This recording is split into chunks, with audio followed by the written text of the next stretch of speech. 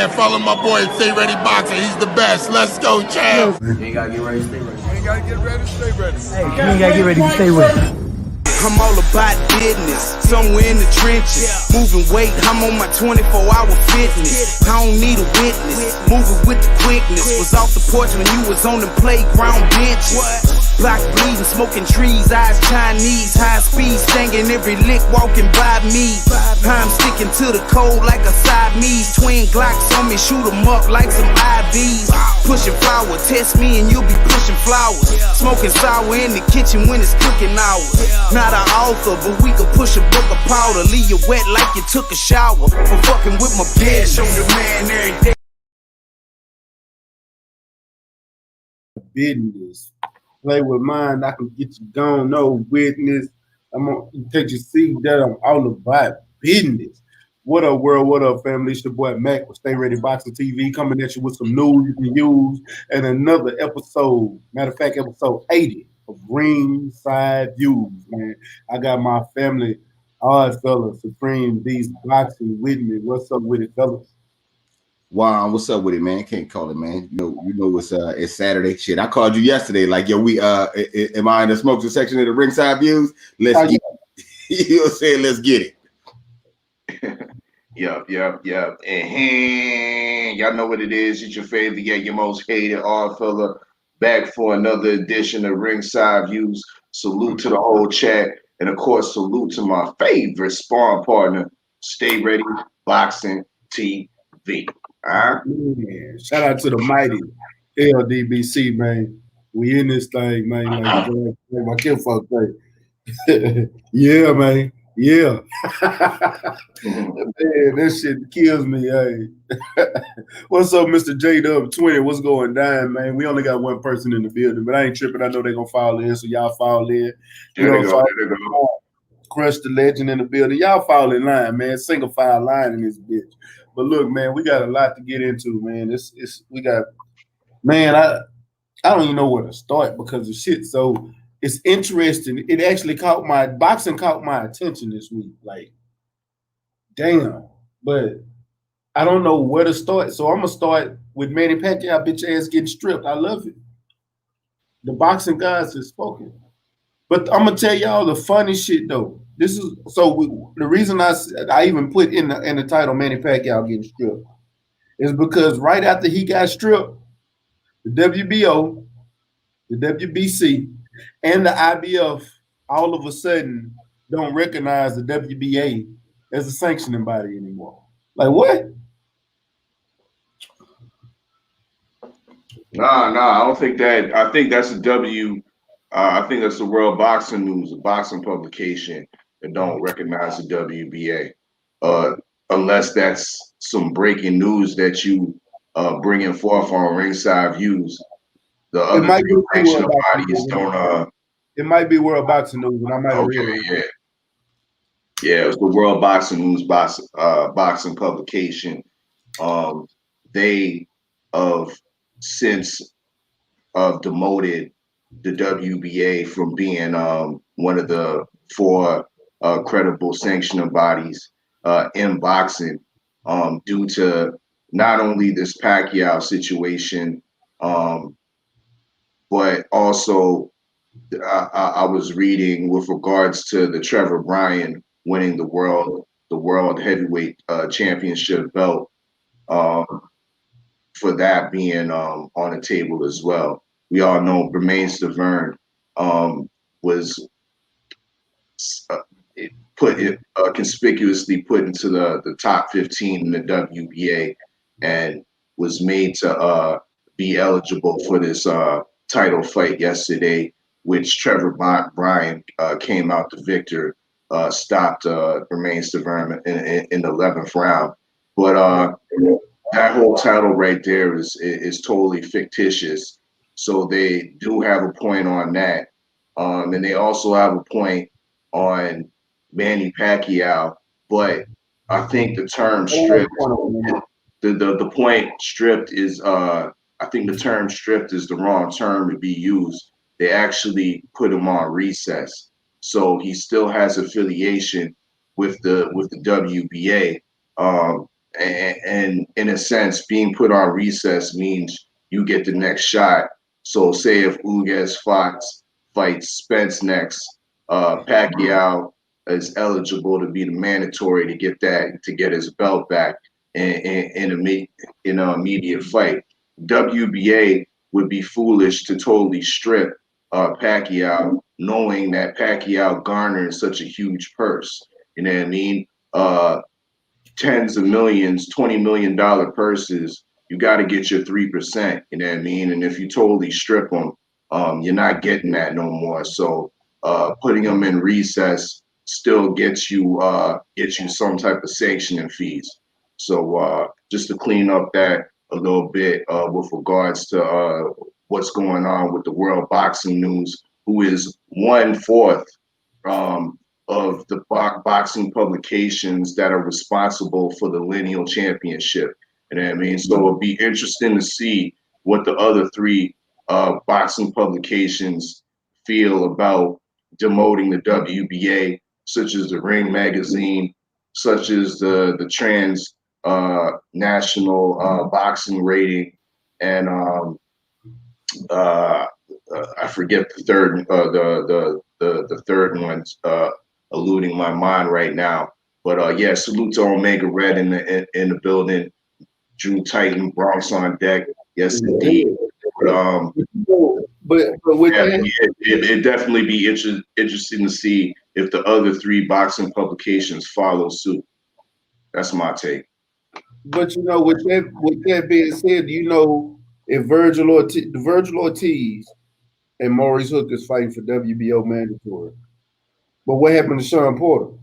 The WBO does fuck shit all the time, but we still recognize them. The WBC does fuck shit all the time, but we still recognize them. So for these 2 things, y'all decide y'all don't want to recognize the WBA. Like, I'm not understanding it. Like, I don't. And the WBA is the oldest sanctioning body, number 1. Yeah. It also has more prestige than the rest of them.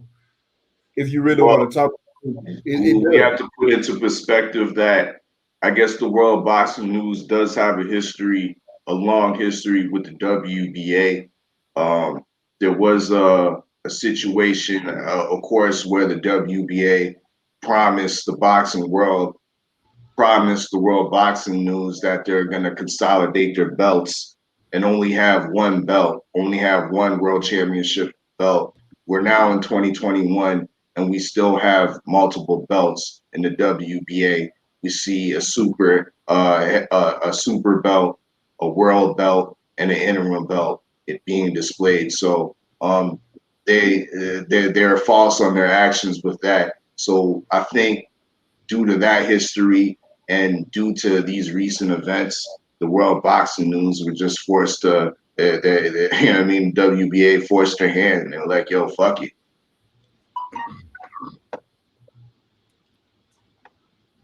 I get it, though. I get it, but it's still, like I said, we can go down a laundry list for every other sanctioning body, too. You're not just going to throw out one for some bullshit. You know what I'm saying? Shout out to Drew Titan in that super chat. He said the WBN ain't ish. Where's the heat for the WBC? That's my point. The WBC, it got more belts than every other sanctioning body. The WBA got 3 belts. 3. No, you're totally correct on that. And Drew's totally correct on that too. Where's the energy for the WBC? But you know what I mean? We can ask that, but at the same time, we still gotta credit where credit's due. And at least one of these boxing publications is putting a stance to the foolishness. Am I wrong? Is this not foolishness? Or should we let them, or should we turn a blind eye to it because the WBC is doing it? You know what I mean? That's the question. Yeah. I mean, to me, this shit looked like all 3 of us, right? Say it's a store. Say it's a store, motherfucking we steal apples from this store every day, right?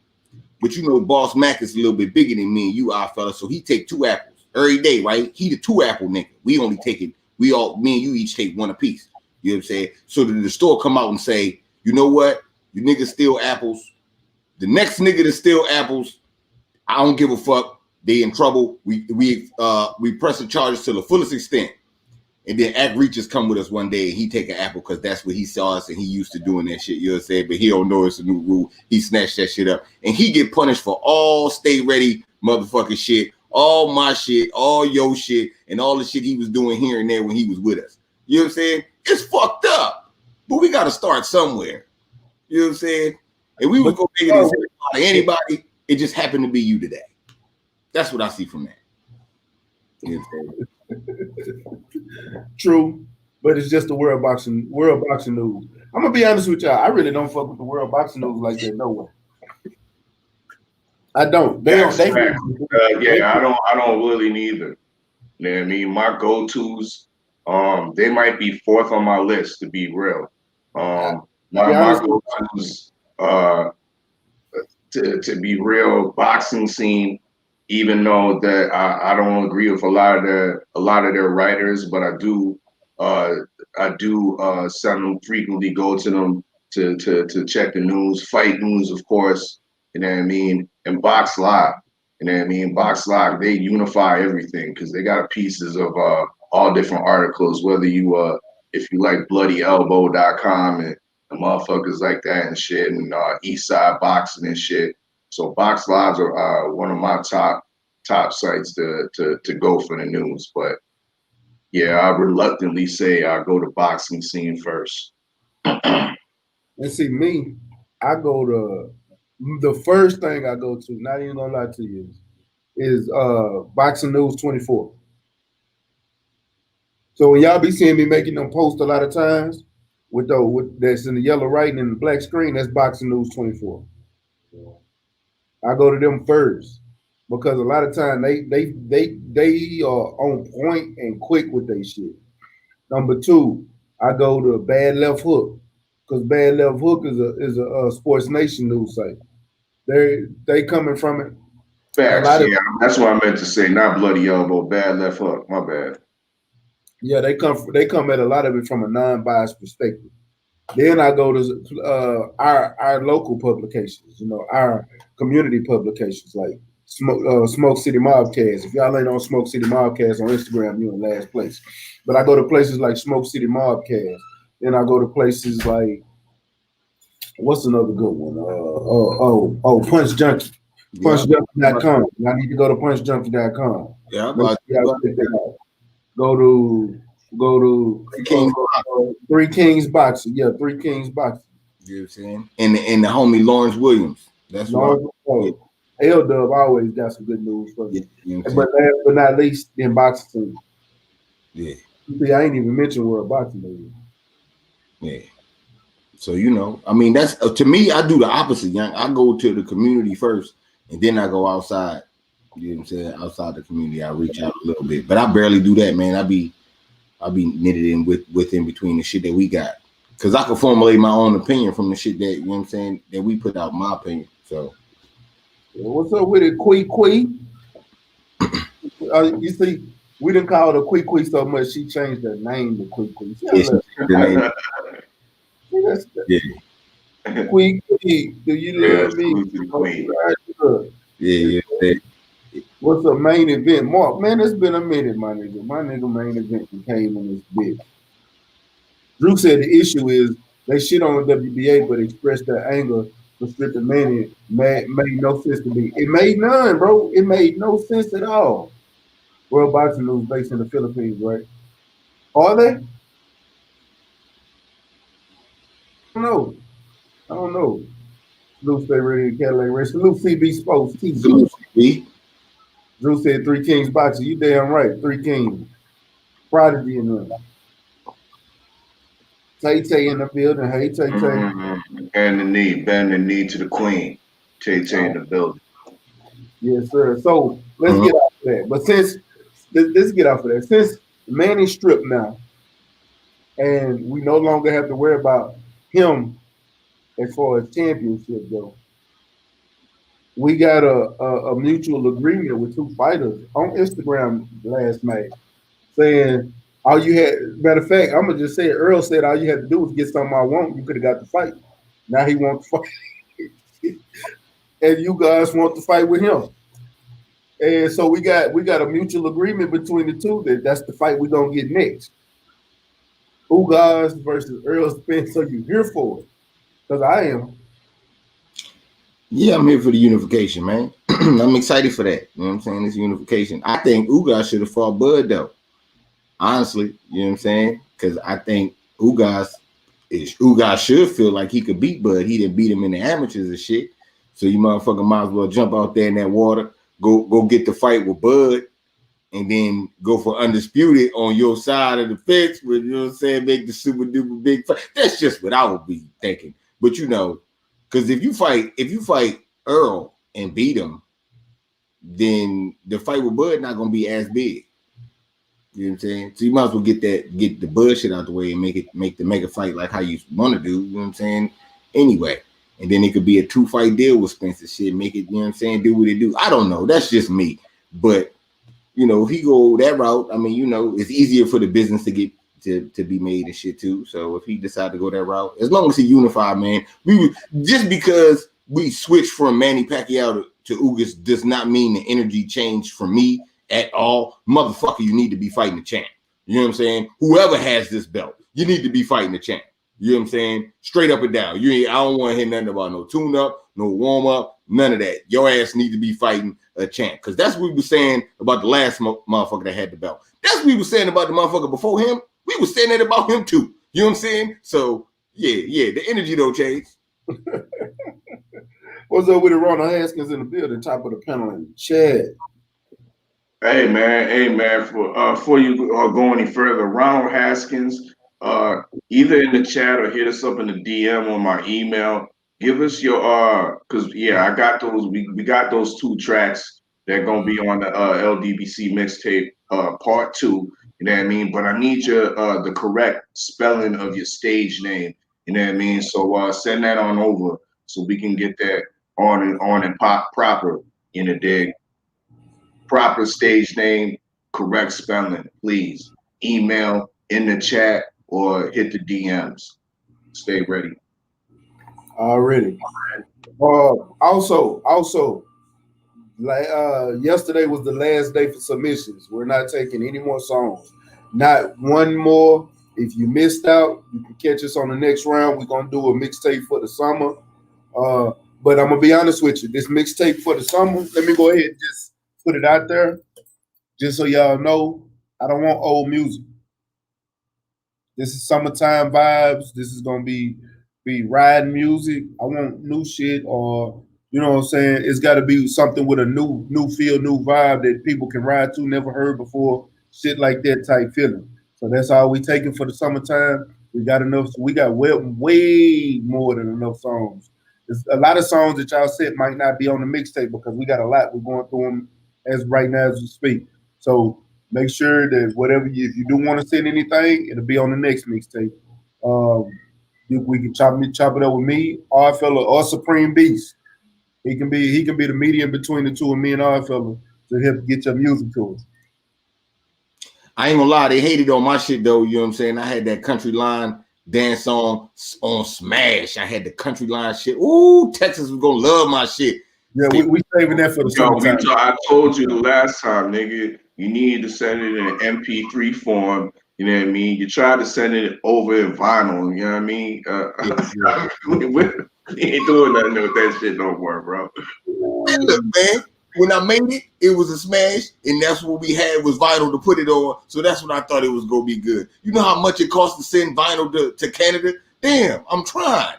But MP3 at work, you gotta send your shit MP3. You know what I'm saying? I learned the hard way with that shit too. It gotta be fire. It gotta be riding music. So I had to change up my country line shit, and you know what I'm saying? It gotta be sent MP3 form. So yeah, all you gotta make sure you check all the boxes. Yeah. Hey, Bronx on deck. My nigga Drew Titan said, "Hey, mixtape. I got something for that." Oh, yo, we gonna make special considerations for Drew Titan, bro. I'll make a special consideration for Drew. Drew, you better send it within the next 2 days, goddamn. Because we putting together a lot of shit in the next couple of weeks. Gonna be our promotion, man. Yeah. Promotion. I be staying up till 5 o'clock and 6 o'clock in the morning fucking with you niggas. Your promotion already started, man. You know Yeah, the promotion started, but it ain't started like it was finna be. Oh, you finna see. You finna see. Yeah. You know what I'm saying? It's a little bit everywhere. You know what I'm saying? A little bit everywhere. Hey, that's my son. I have him reach out. Bet. Okay. Make sure you oh Ronald Haskins shit was his son. Okay. Yeah. Okay.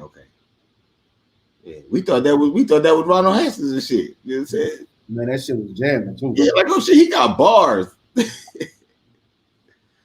Yeah. Summertime Texas music is a must. Y'all know I'm a screwhead. Coach Nick in the building. What's up with it, Coach? Man, Coach, I gotta chop it up with you. I gotta talk to you. Oh man, we gotta chop it up about Justin, Coach. We got to. Man, matter of fact, Ted, what happened? What happened? It's probably what I think it is, but I ain't gonna just put it out there like that. Hey, look, main event. Mark said I sent that joint to Canada by Morse code. I was over there sounding like Manny Pacquiao.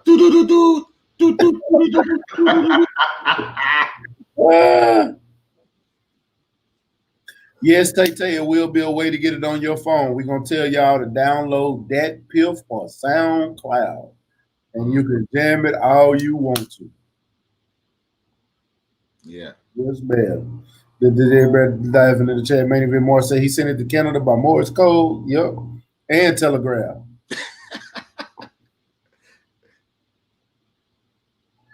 He said, let me sub beat up a few blocks. Oh, it's going down. Jay Goody with the hoodie. Making it Mac. Yes, sir. Yes, sir. But all right, fella. So now, what's your thoughts on them making this fight? Is it confirmed yet? I mean, well, they basically agreed. Them two has agreed in the public eye. So right. If one of them pull out, that's a duck. I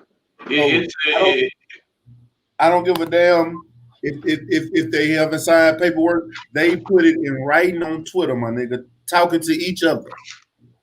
Right. You know what I mean? And in 2020, that's a solid. That's pretty much stone etched. You know what I mean? It's looking the right direction. Yeah, hold on, fella. Because Bud and Spence met each other in person and said they was gonna fight each other. And but wasn't it right? They still gonna fight each other. That wasn't in Twitter, nigga. We talking the Twitter sphere, my nigga. All right, I don't mean shit. Yeah. No, but it's an easy fight to make. Ugas, we all know Ugas is under the PBC, and it's funny that months ago when Ugas first got that world WBA title, he was calling himself a champion, like he already knew what was going on. You know what I mean? So a salute to Ugas for, you know what I mean, knowing that he was gonna be the real champion, and now he is the real champion. But like I went on a rant yesterday on 503's channel, you know what I mean? And I'm just tired of a lot of these boxers. They don't have the schedules up. You know what I mean? They're not fighting. Yeah, there's no confirmations and whatnot. They're not active. You know what I mean? So with this fight, I'm hoping that this fight gets done sooner than later. You know what I mean? And we're not talking about this, you know what I mean, from months to come. And summertime's coming, and there's still no confirmation. I'm tired of all that shit. You know what I mean? We got Twitter. We got the confirmation on Twitter. Now to see some fight posters and, you know what I mean, some and some official press conferences in this bitch. You know what I mean? Because otherwise, I'm just sick of this shit. Yeah, I feel you. Well, salute to the Queen, Denise Ward. Appreciate you coming through, Queen. Omega Red, he said, "What's your channel name, Queen?" Blue Blood, I sent you the link. Check your email. If you got a problem with it, I'll resend it. Let me know, because I know Cadillac had a problem when I sent it to him. Just let me know, but I sent you the link. What's up with it? L Dub in the building. Lawrence Williams, the what we call him, the boxing encyclopedia. I'm telling y'all, that boy know him. Out of him, Kurt Sugar, and Scrapbook, I don't know who know more boxing. For real. And yo, he the rumor mill of the street, of these boxing streets. He be coming to me with stuff I already know. He be like, man, why you ain't tell me? But it be stuff that I be catching on the back end that these fighters be telling me not to say nothing about. But he be already knowing, and I be like, how the fuck do you know this? And I promise you, it ain't even out yet. Man, bro. Man, L-Dub be knowing. That's the biggest ears to these streets. You know what I mean? Salute to L-Dub Boxing, Lawrence Williams. Man, look, man, L-Dub knows shit about boxers that niggas don't even. I heard him talk about a boxer that I didn't know, and he was like, yeah, he like motherfucking chicken noodle soup, but if you put parsley in, he don't like that. I'm like, damn, L-Dub, you know that much, nigga? He's got his ear to the straight, nigga. Some shit. Oh, man, I ain't mad at you, dude. I ain't mad. Yeah, he be on it, man. He be on it. That's definitely the source, man. Yeah, man. Shout out to Bahari Nation in the bed. He said, "Send me the link, homie. Send me the link." Oh man, You're gonna source basketball. They're gonna source basketball right there. Yeah, I don't want to talk no basketball today, even though we on a winning streak. I don't want to talk no basketball. Yeah, look, stay ready. Okay, you can smile about that though, huh?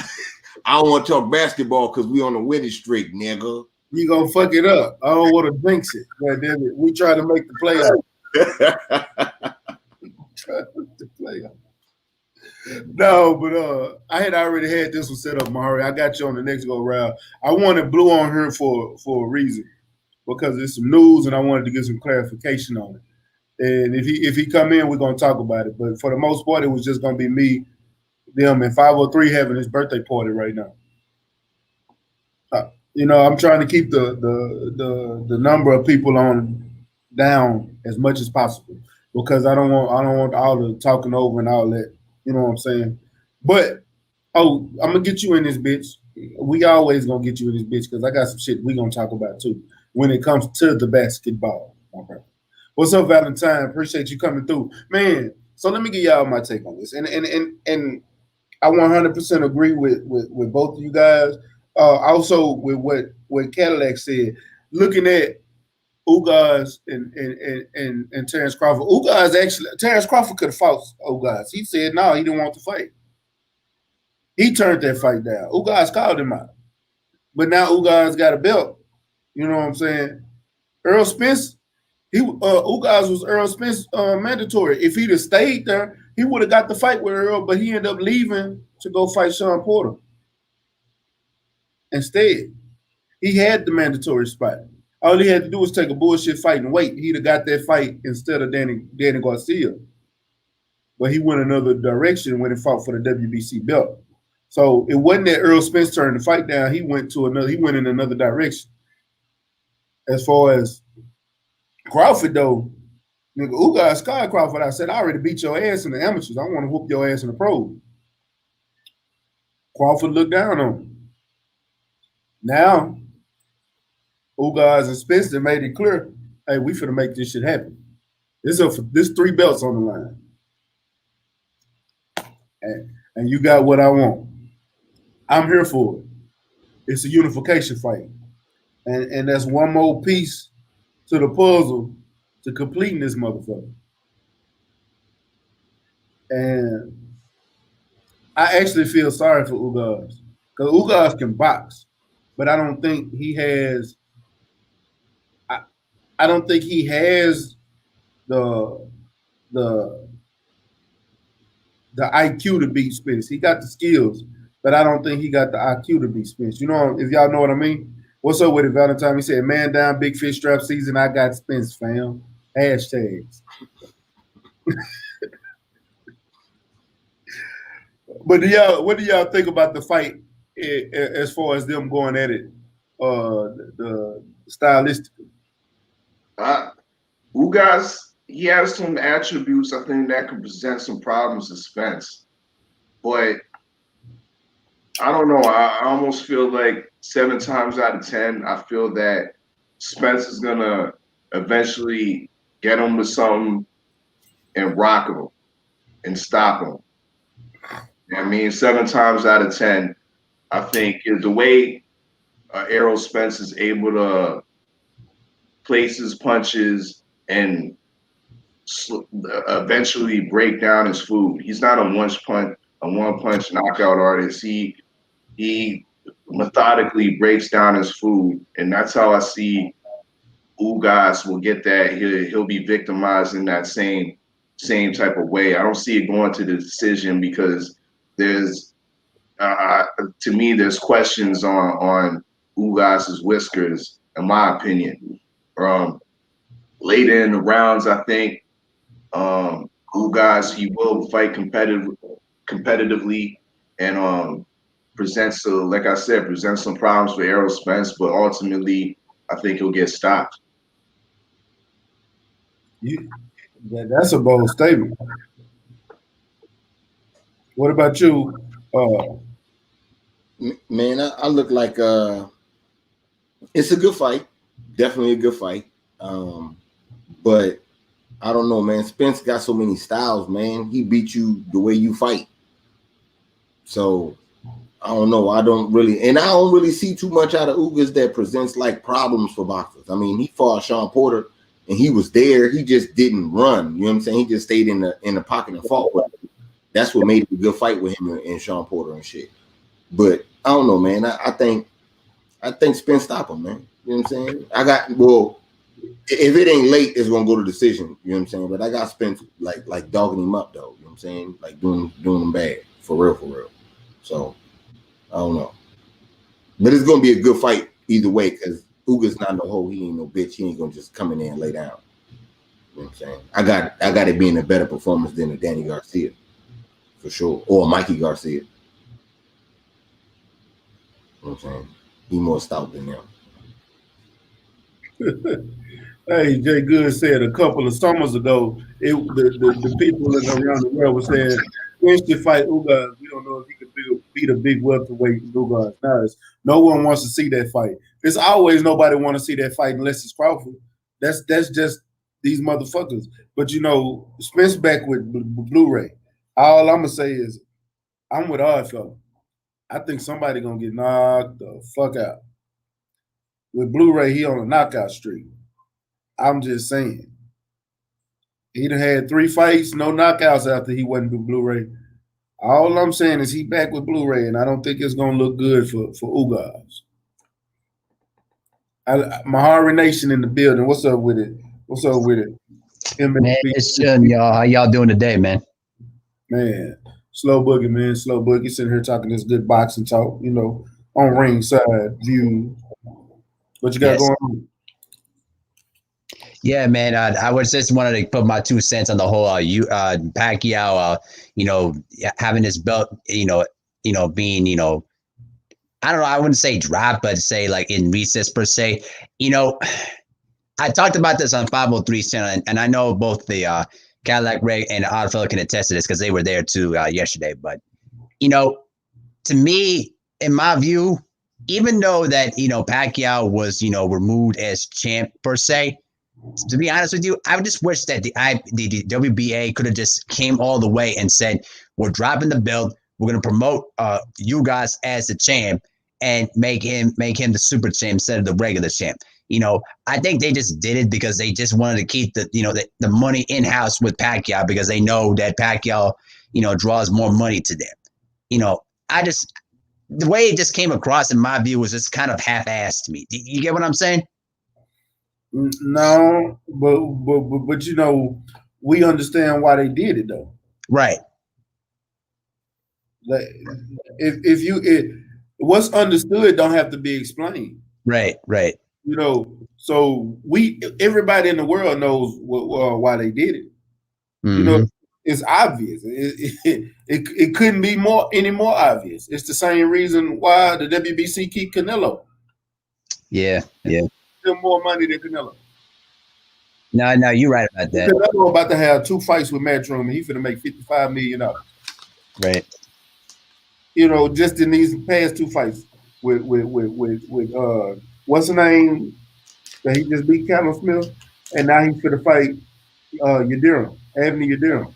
And he's finna have a total of $55 million in them 2 fights. Mm. He would have got 70 if he'd have went the PBC route. I'm just saying, you know what I'm saying? Hey, but hold on. I don't talk about these scary ass fighters. I'm just saying that's their fault for being scary. Right. I'm just saying 70-2 fights. To debate that, a lot of these PBC fighters don't got no confirmed fights yet. Last time I checked, Canelo got 2 scheduled fights on the docket. No, hold on. Last time I checked, my thing was he was going to get paid though. He was going to get paid back in money from pay-per-views. He not getting. You know what I'm saying? On top of that, he would have got a stipend until he got a fight. Okay. I forgot y'all. Y'all in Canelo's pockets. You know what I mean? Y'all getting some of that Canelo money. You know what I mean? You worried about the 20 million he potentially left on the table by not signing that PBC deal. You know what I mean? So you telling me if he'd have had a pay-per-view with Caleb Plant and Jamal Charlo, it wouldn't have been more lucrative than these 3 fights that he about to have? Mm-hmm. No, I'm not telling you that. But what I am telling you is that I can appreciate the activity, and I can appreciate the fact that I see who he's fighting next. But you know, I can't appreciate the fact that he did legitimately duck Jamal Charlo. I'm not gonna say nothing about that other than he did. I mean, but I'm not gonna say that he's not ducking David Benevidez in a sense, but at the same time, David Benevidez needs to do a better job of putting himself back into position. Wait. We gonna get to David Benevidez. All right. That's coming up. We're gonna get to that. I don't want you to blow your load off too quick. We gonna get to that. Hold your horses. Man, I'm starting up. See, Ifel's got the engine running. He's ready to go. He's ready to go today. I know, man. Oh, Valentine said yes, he's back with Blu-ray. That it has been confirmed. That's good. Confirmed. Matter of fact, I might call Blu-ray and try to get him on the platform soon. Damn, I might go live tomorrow. Q got a special announcement to make because I just seen Coach in the building. He said Ugas don't have abilities nor the ring generalship to be competitive with EJ. What's going on? Just tune in. What's up with it, Coach? If y'all don't know, you know what I'm saying, that's Coach Collinsworth out of the Wolves Den out here in Houston. He got his own podcast, Soapbox Podcast. Man, y'all make sure y'all go check him out. They just did they have a bunch of great episodes, man, and they have great. I think y'all just had the ABO. No. You just had y'all just had the champ on. But y'all need to go check it out. It don't even matter. I get them all mixed up because they go on so much. But go check out Soapbox Podcast, and it's Coach, and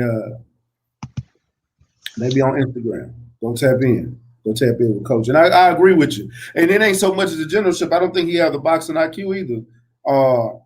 Because EJ gonna stay on him. He's gonna have to be able to get EJ off of him. And I don't think he has the power nor the boxing IQ to figure that out. Because EJ is gonna give him constant pressure. I mean, constant pressure. He's not gonna. He's gonna let his hands go. His cumulative punches is gonna kill him. He's going to the body and the head. The way he sets up his punches is gonna overwhelm him. I feel like it's gonna overwhelm him, and I feel like that's where the stoppage is gonna come in. Like I truly do. And I'm not looking past Ugas at all because Ugas still is still a threat. Anybody that get in that boxing ring is a threat. Mm. He said Ugas better make sure he gets that rematch. If he fights him, are y'all sure he gonna want that rematch though?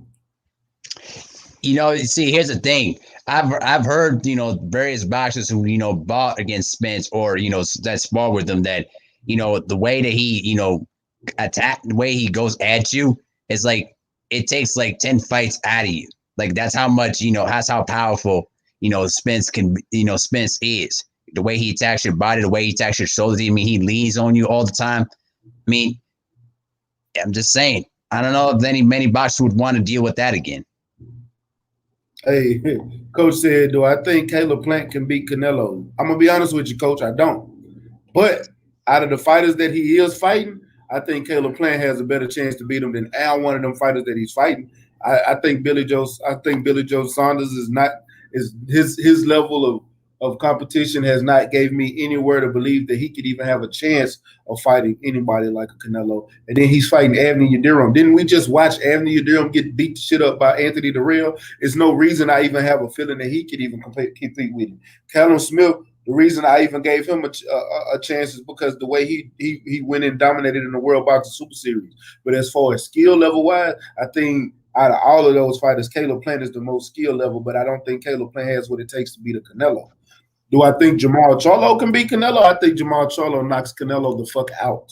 And I'm going to tell you, and the reason I say that is because Canelo doesn't fight black fighters with styles or with power that compares to Jamal Charlo. And I don't want to hear Israel Andilara or Austin Trout or James Kirkland or even the Miracle Man. You know what I'm saying? He didn't even fight his fight. His corner is giving him great direction, and he's going in a different way. Because I feel like he got caught up in the lights. So, but none of them has a jab like Charlo.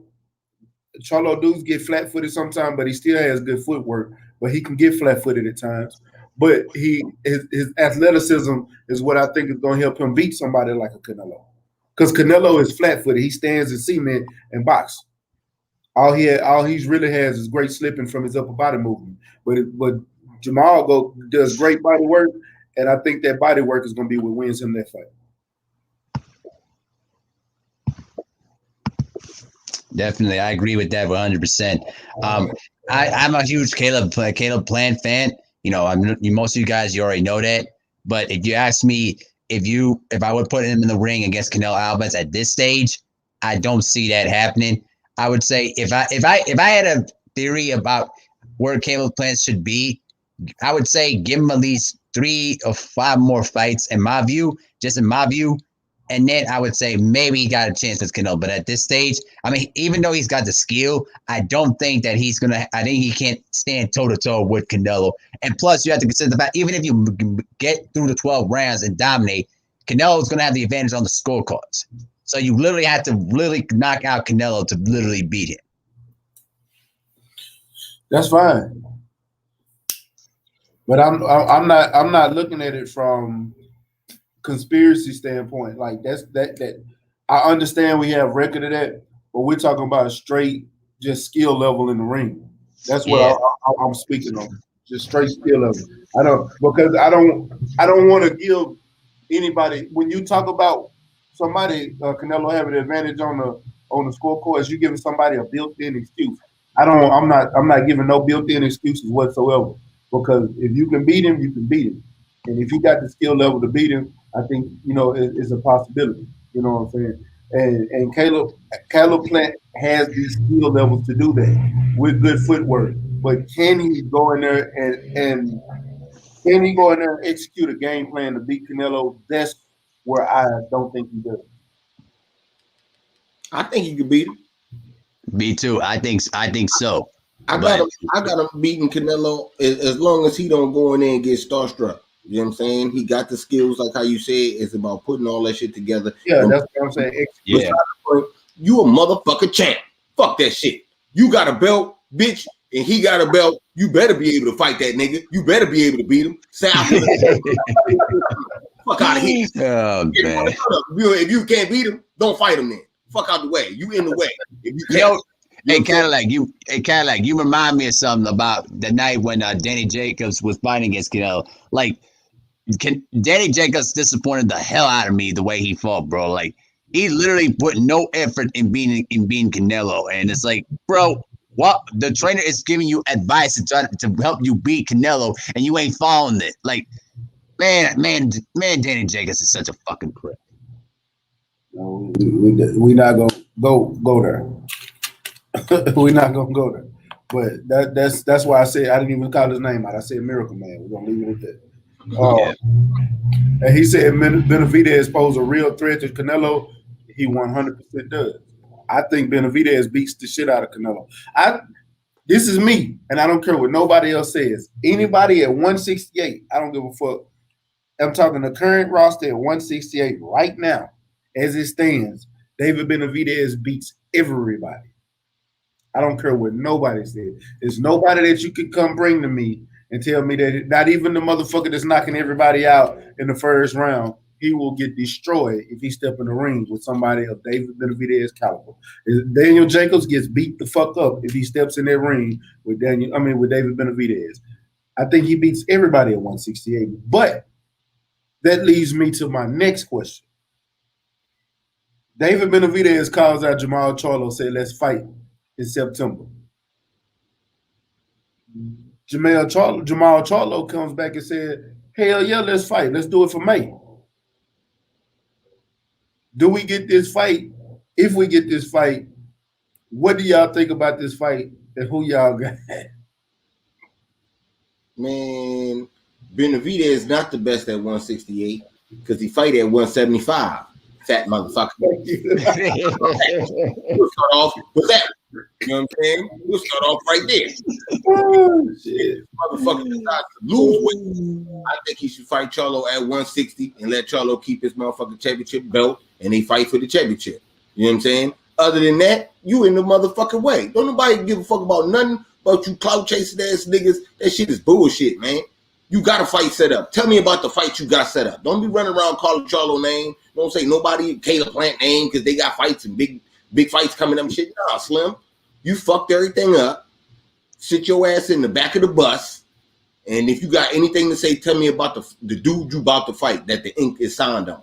Other than that, man, I don't care about none of that shit. There you go. Oh, man, all right, fella. What's your thought on it, bro? Why not? It's a big fight. It's a big money fight. It's a fight that, you know what I mean, when I think about it, it's a 50-50 fight. You know what I mean? Well, in the ring wise. But the question is, will the WBC allow? Well, they allow voluntaries. But if it was the case where they didn't want this fight, why not anyway? Vacate the WBC title. Fuck the WBC. Just as such, we saying fuck the WBA. You know what I mean? This is a big fight, whether it has a title on it or not. And we know that Benevidez expects Charlo to move up to 168. There ain't no title on the table unless the IBO decides to slide up in there, and then mean to put that title on the line or whatnot. But regardless if there's a title on it or not, this is a great fight that right now I can't give you a prediction of who's going to win this fight. It's such a good fight. You know what I mean? There's arguments that can be made on both sides who could win this fight. But as far as me predicting and giving you a clear vision of seeing who's going to win this fight, I can't. And that's why I want to see it. You know what I mean? So I hope it does come to fruition by the summertime, whether it's May or whether it's at the end of the summer in September. Let's go. So they fighting that light heavyweight. Man, shout out to Big Snack Pack in that super chat, man. Appreciate you coming through, Chef. Appreciate you coming through. Man. He said, I don't know how good Canelo truly is. I see the talent though. His level of opposition and reluctancy to fight certain fighters is questionable. If he and his team have questions, same goes for me. Hey, it is what it is. Yes, Benevidez is fighting Ron Ellis. That's why he said he wants to fight for September. You know, hey. If it's not about the title, then Benevidez should be fighting Plant, since that's the fight that's been building up for so long. They already talked about that. If y'all want to go watch that interview, he calls out and talks bad about Caleb Plant, but then Caleb Plant came right back and was talking bad about him in his interview. I don't be doing these videos, but I do be watching these interviews. You know, my brother Mahari, what's your thoughts on it, bro? on a fight between David Benevidez versus Jamal Charlo. Yeah, yes, sir. That's what we're speaking on. I'm gonna say, why not? But I would say, in my view, I would say let's make the fight. Have David Benevidez come down to 160 and make the fight. I mean, why not? Both of them dudes are not got much going on right now. So why not meet together 160, and make the fight? I mean, it doesn't make sense. Protection. I'm smelling a protection agency. You know what I mean? Agent. Oh. You know what I mean?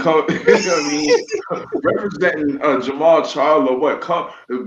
We know. Cadillac Red just said the fight's gonna be at 175. You want to take his fat ass all the way down to 160? Yeah.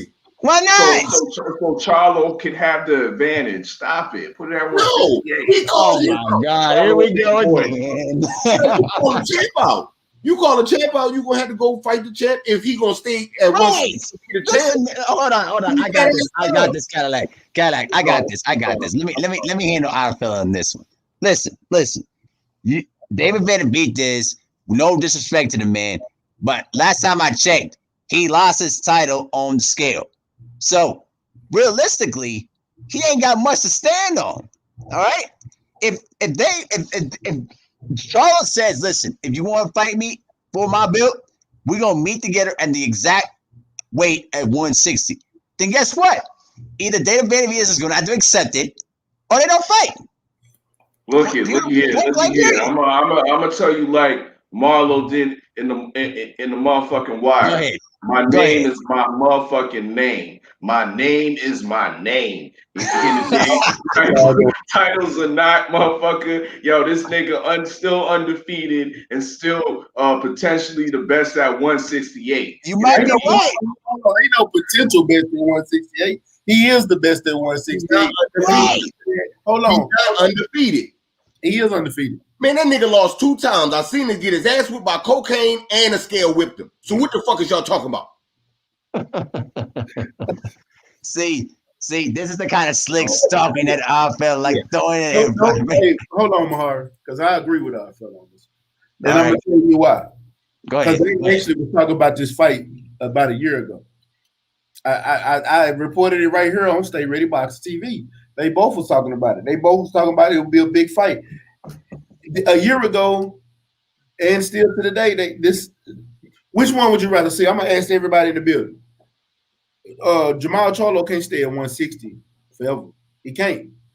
Look how big the motherfucker is. Right. It would be reluctant for him to move up to 168, and it'd actually be in his advantage if he do. Moving up and it'll add more power to him. That's number one. More power to his punches. Number two, this will be a way more exciting fight than David Benevidez and Caleb Plant. Tell me I'm lying. Tell me I'm lying. Which one would you rather see? It ain't nobody in the building. I don't give a fuck who you are. It's nobody who would pick Caleb Plant over Jamal Charlo versus David Benevidez. Nobody. If you do, you lying to yourself. Because you know, number one, this fight gonna be fought in the pocket. Just like Charlo fought Deverenchenko. Just how he fought Matt Corrball. He gonna fight David Benevidez right there in the pocket. Nah, bitch, don't go nowhere. Same thing with David Benevidez. He gonna stand right there and take it. It's gonna be give and take all night. It's no way possible you can tell me that you would rather him watch Caleb Plant over Jamal Charlo. You got a point. I mean, who? Oh shit. I mean, the way you put it though, stay ready. You do make a good point on that, but hold on. At the end of the day, we talking boxing. Right. It's like Allen practice. Practice? Okay. We talking. But Benevidez need a tune-up fight before he fight Charlo. He finna fight Rashidi Ellis' brother, Ronald. Nah. He need to fight his inner demons first. Exactly. How many He demons had a can baby. you know? You know what I mean? How many will your boy Steve Trevor having? You know what I mean? Because it's been three tune-ups in a row, my nigga. Three tune-ups in a row. I count. Hold on, fella. I'm finna get Supreme Peak boxing with this. You see how you getting on? You see how you getting on David Benevidez for missing weight? And he had a baby. Hold on. He had a baby. We not giving Regis the same energy. Regis wasn't fighting. Hold on. Regis wasn't fighting for a belt. He wasn't a champ and had to get a belt up because of motherfucking ass shit. But he was fighting for a mandatory spot. Hold on. If I'm on Regis' neck, it's because you went over there and lost to Josh Taylor. If that's what I'm gonna be on your neck about, we gonna keep it all real. This nigga is undefeated and is nice and is making a name for himself in the weight, and everybody's about to start championing behind him. And he, after fucking up the first time, he did it again. Let Canelo slide in, and now you motherfucking the stepchild. You must, man, look, I tell niggas, you like getting whipped like that, get your ass a gag ball and a motherfucking leather mask and shit since you like that S&M shit. Because you're getting whipped. You're getting treated like a stepchild. I'm not going to be like, nah, he legit now. No, you did this shit to yourself. I got to agree with Cadillac Red on that particular point.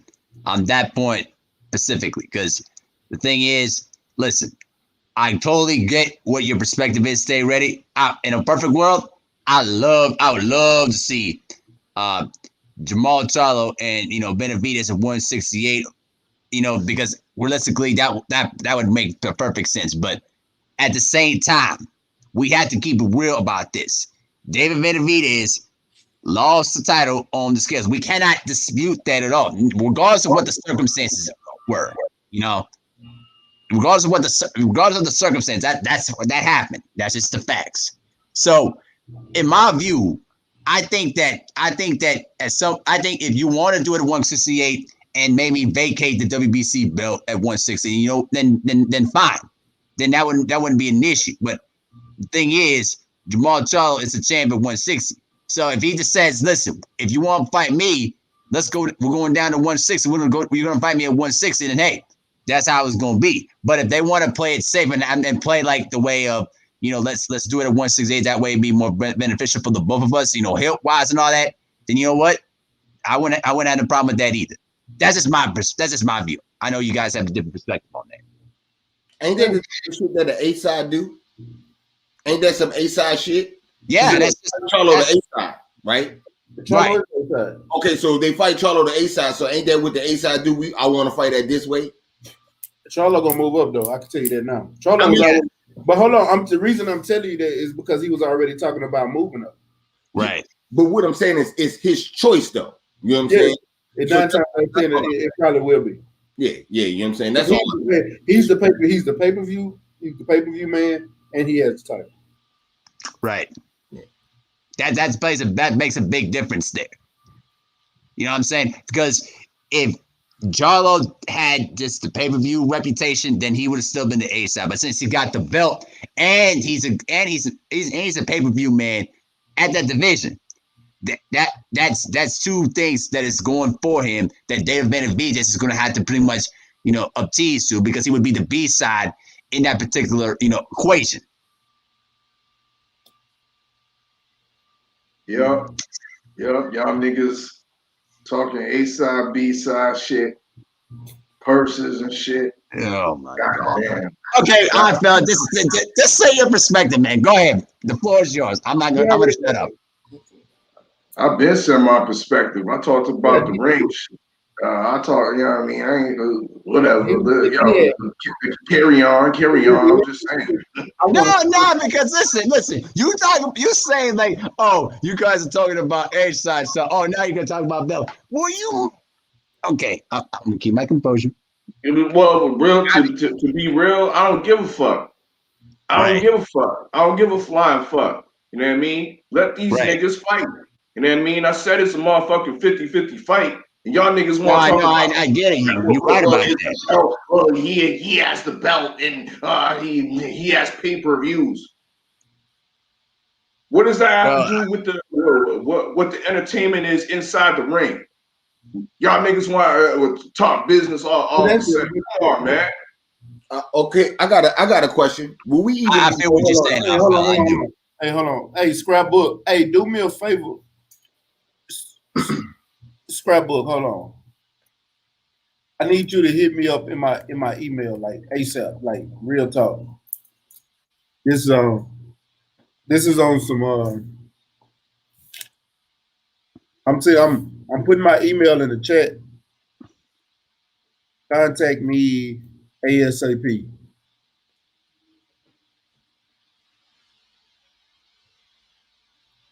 I think I spelled everything right.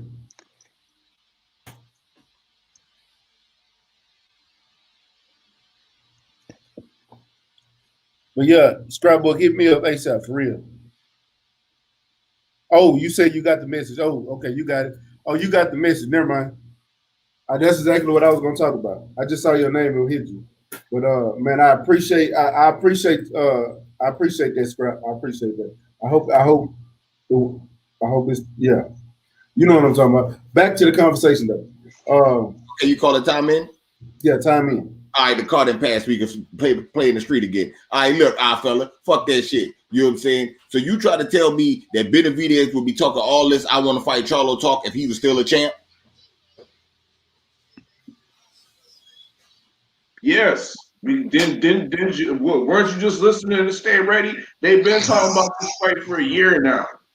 When he lost his belt? There was already talks. There was already talks of Jamal Charlo moving up to 168. What shit going on? What shit going on? Last time I checked at 160. Have you saw a confirmation at 160 for Jamal Charlo's next fight?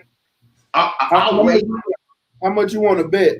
How much you want to bet the moment Charlo drop his belt and move up to 168, Triple G gonna try to go for that title? You bet your ass he's gonna go for that belt. Are you kidding me? To try to get a chance at Canelo? Because everybody at 168 scared of Charlo.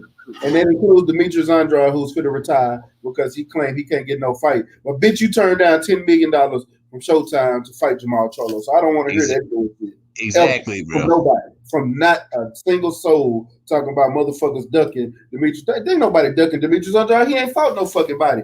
Even and this is and I gotta 100% agree with Canelo on this. Who the fuck is you fought like real talk? It's nothing with the styles. I understand the styles, but goddamn, you ain't doing shit to bring money to the table to increase your name. And when motherfuckers try to fight you, you either pull out the fight or you turn down their offer and then send them a bullshit offer. Mm-hmm. Demetrius Andrade, you are one of the most skillful fighters I've ever fucking seen in a goddamn ring. And you don't even want to go out there and show who your skills is when somebody send you lucrative offers like $10 million. Where the fuck else you gonna get $10 million from in this fucking sport? You're right. You're right. Stay right That's there. a lot of fucking money for the sport of goddamn boxing. Yep, And you're right. $10 million. Your contract was up with Matchroom. Showtime wasn't even offering you a contract to sign with no promotional deal. They was offering you something just so you could fight Jamal Charlo, and you turn that shit down. Yeah. And motherfuckers want to sit out here and act like Jamal Charlo ducking a fucking Demetrius Andrade. No, he not. They sent you an offer. The offer was on the table. It probably still stands right now, but you too scared and pussy to go out there and get some motherfucking money and fight somebody of real preference instead of fighting the Katandakwas of the world and the motherfucking the hardest fight you done had your whole career has been what's the motherfucker? Can't even think his name. He almost beat the Miracle Man. You know, there's some Stay Ready came. Go ahead. What's that? Matches Selecki. Matches Selecki. That's the hardest fight of your fucking career. You know what, though? Stay ready. You've heard me defend, Demetrius Andrade, years before all this bullshit coming down. But I can't. The last few years, you have not heard me say one thing about Demetrius Andrade. That's because of everything you said. Listen, if this dude want to sit here and cry about, oh, everybody's been ducking me and all that stuff, listen, he ain't done nothing to really put himself in the position to get those fights. So in that aspect, I cannot blame Canelo about the Andrade side of things because Andrade ain't done nothing to really elevate himself to being the money man to really forget those kind of fights. And you're absolutely right. You're absolutely right. He had $10 million on the table to face against Demetrius Andrade, and he turned that shit down. And no wonder why the Charlo brothers, basically can shit on, Demetrius Andrade anytime they want to because they know that he pussy. They know that.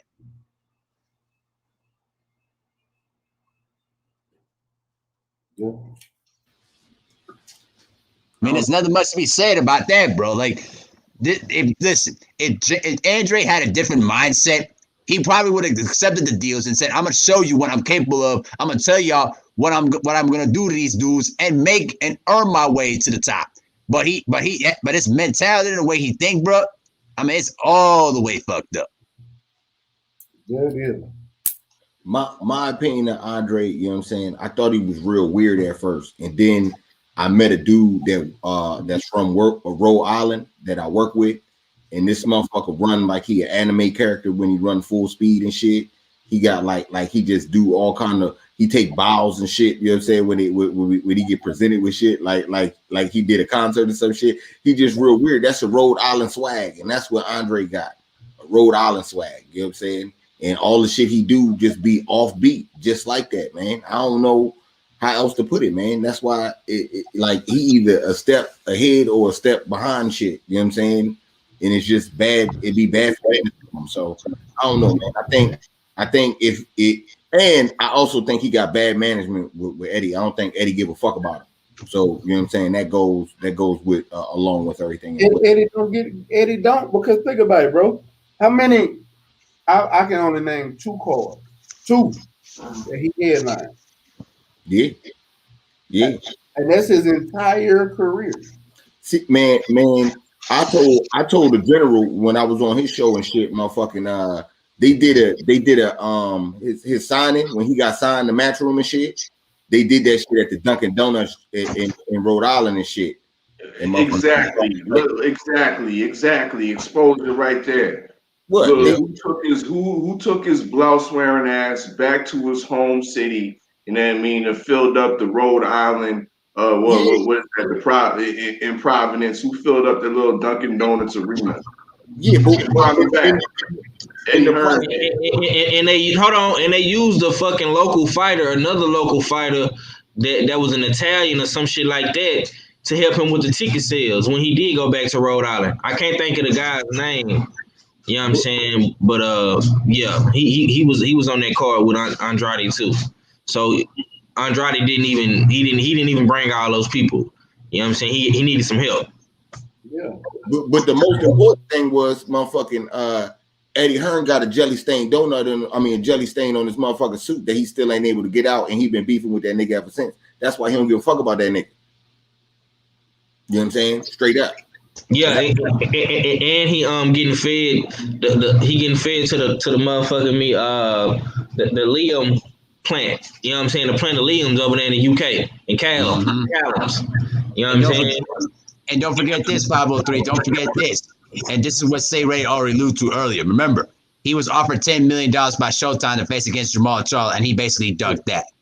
Yeah. Oh, and yeah, he dug both the Charlos. He dug Jamal and Jamil. Yep, exactly. He pulled out of the Jamil fight about 5 years ago, some shit like that. You know what I'm saying? And he dug Big Charlo for $10 million.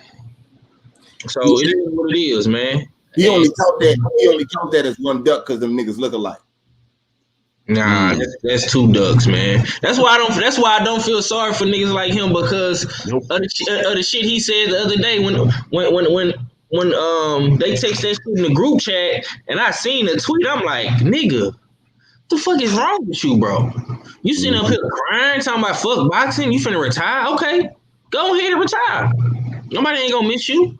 You ain't did nothing, bro. You ain't on nobody's pound for pound list. You got one of the most weakest belts in boxing. You know what I'm saying? So who the fuck gonna miss? Who gonna miss you, Demetrius Andrade? You ain't had no marquee fights. At least Charlo did fight Derevyanchenko and J-Rock. You ain't fought none of them type dudes. You know what I'm saying? So nigga, you on the card with YouTubers, nigga.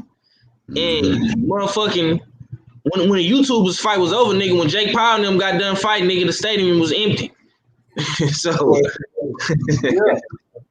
I disagree. Hey, hold on. Hey, 503, you remember we was at Earl fight when Earl and them got through fighting and we was sitting there talking, everybody was leaving.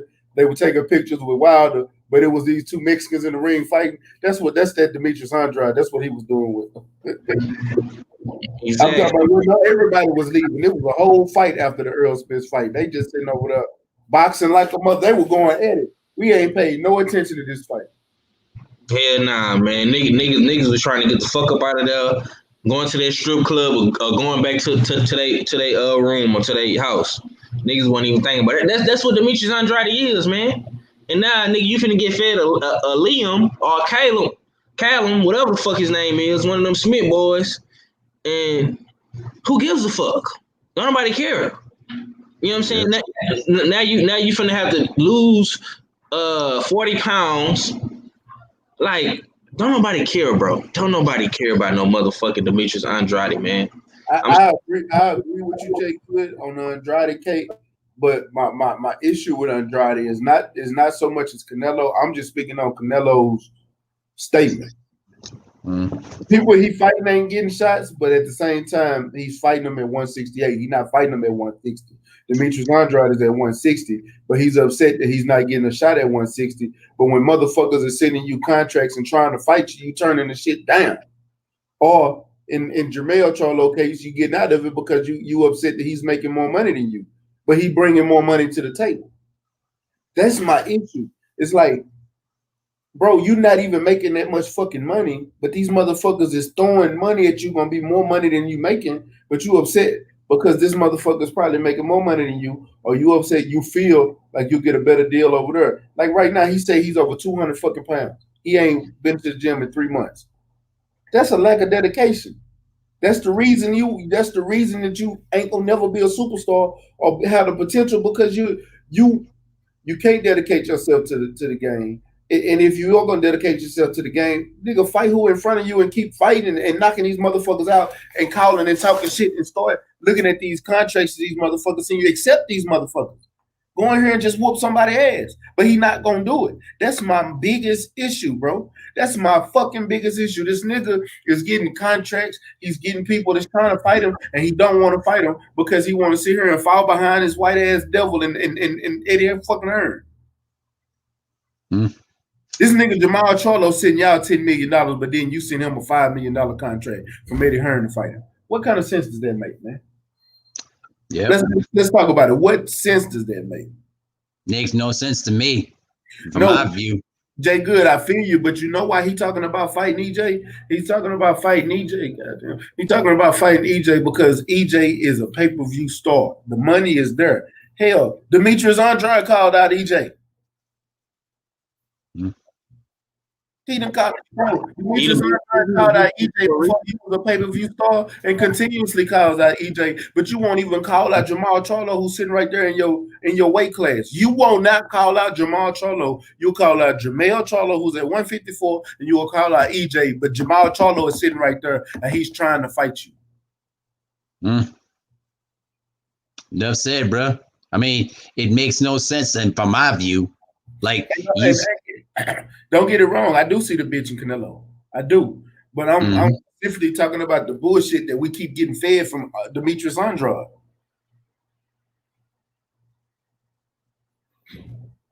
I know he can fight at 160, but he got multiple belts at 168.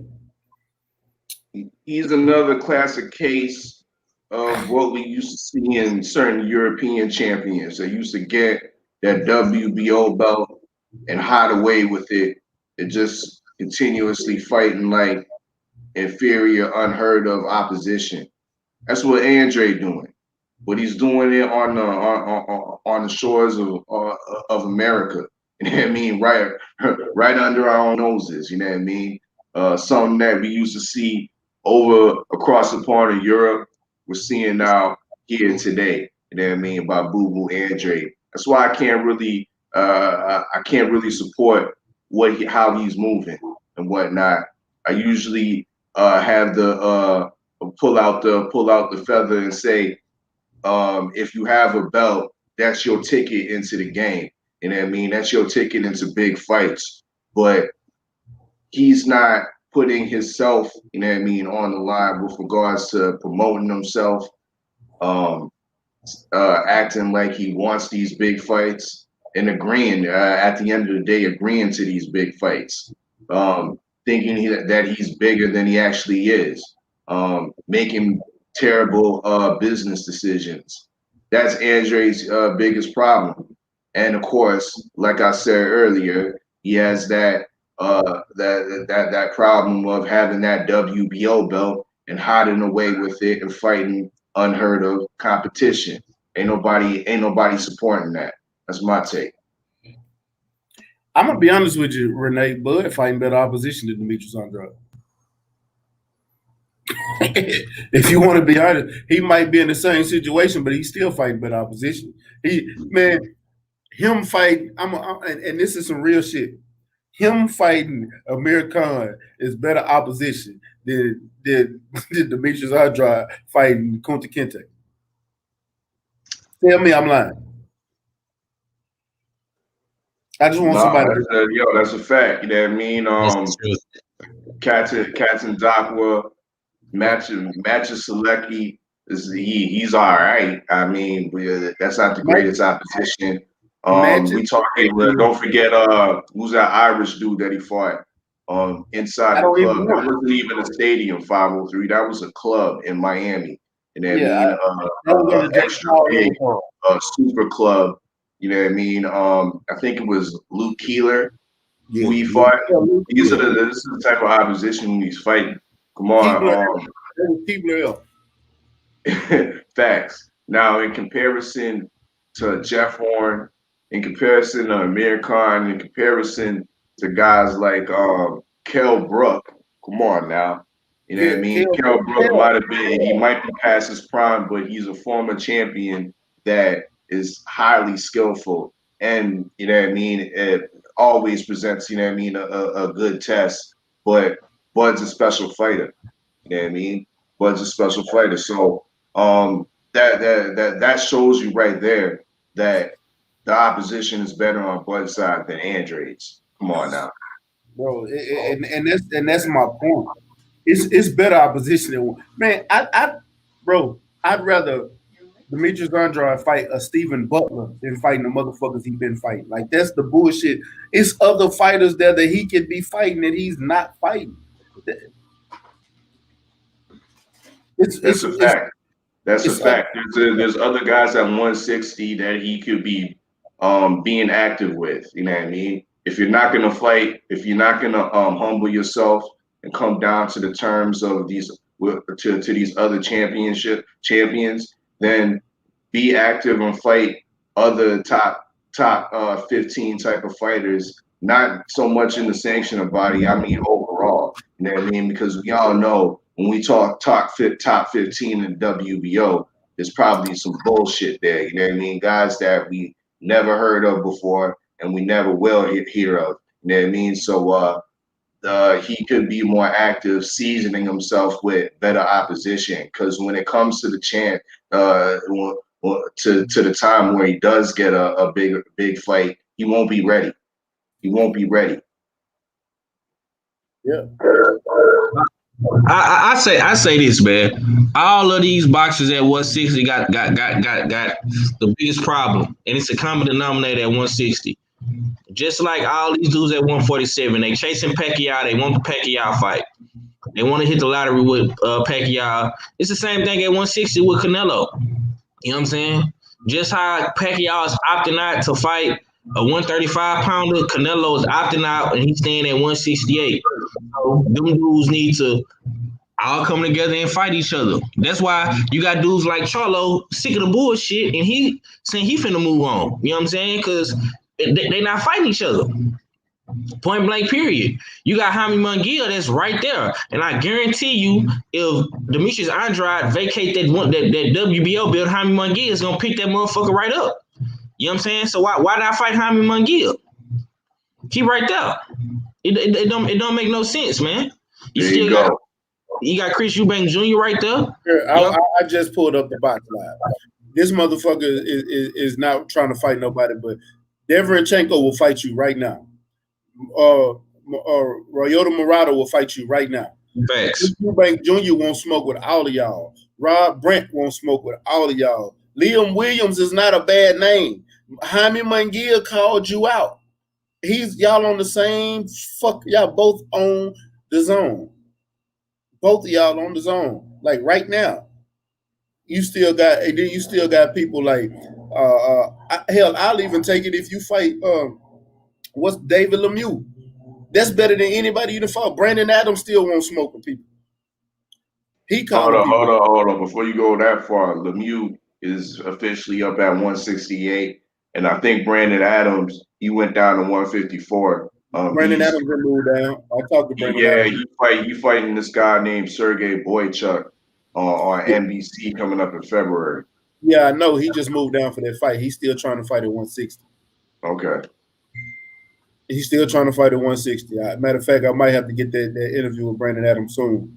You know what I'm saying? So y'all can hear it out the horse's mouth. And Michael Zafar moved up, but I wouldn't call him a top 160 pounder. But you know what I'm saying? It's still guys over there. There's a lot of guys over there that you can fight. A lot of them. Facts. You named about 6 of them right there that weren't like, you know what I mean, champions that he could be actively fighting. Ain't no excuse. I can't support that. Like I said. Jaime Munguia is his mandatory. Liam Williams is right there below him. Even though I know you can beat Liam Williams, he's a reputable name at 160. He only got 2 losses. Both of them came to Canelo and Jaime Munguia.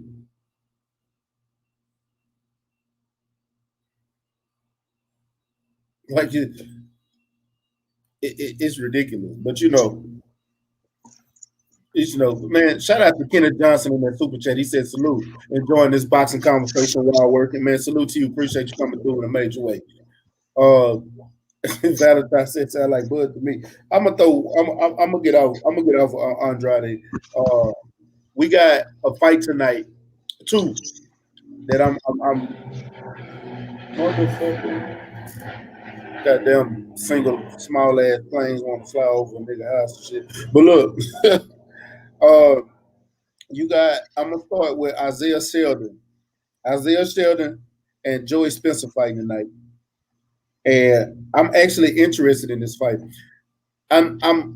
So I got money on this fight, and I picked Joey Spencer, but I'm thinking about canceling my bet. I really think about canceling my bet because Isaiah Sheldon, not no trash ass fighter, and man, I think he might fuck around and come in there and knock Joey Spencer ass out. I'm just what do you know about what do you know about this guy? Because I'm not too familiar with him. Man, here, matter of fact, I've only seen a few. Like it took me a minute. I didn't know nothing about him either, and then I went in there and I went and watched some of his fights, and I was looking like, ooh, this motherfucker right here got some hands. He done lost. You know what I'm saying? He been knocked out a couple times. This motherfucker got some hands.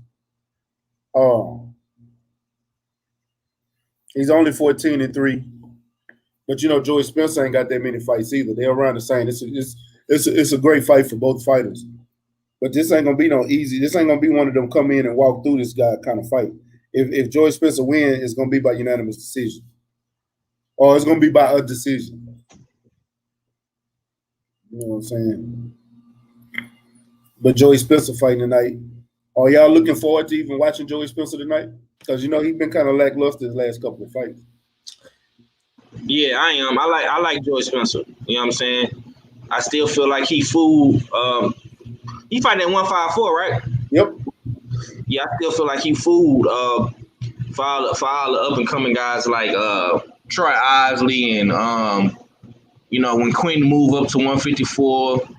You still got Fundora right there, Lubin, J-Rock, all them other guys. You know what I'm saying? I like Joey Spencer, man, but they definitely got to grow their kid and he definitely got to get better. But I think Joey Spencer gonna win. I think it'll probably be a close fight since you kind of enlightened us on this Isaiah kid. So I'm interested to see how Joey Spencer you pull this one off. You know what I'm saying? Yeah, I think it's gonna be a real interesting fight. I'm just looking at it stylistically. I think it'll be interesting. It's gonna be a stylistically. It's a great matchup. One thing that I will be looking forward to tonight is the Caleb Plant, Caleb Truax fight. That's gonna be the fight of the night. Shout out to Fedora since you mentioned him on getting prospect of the year too, by the way.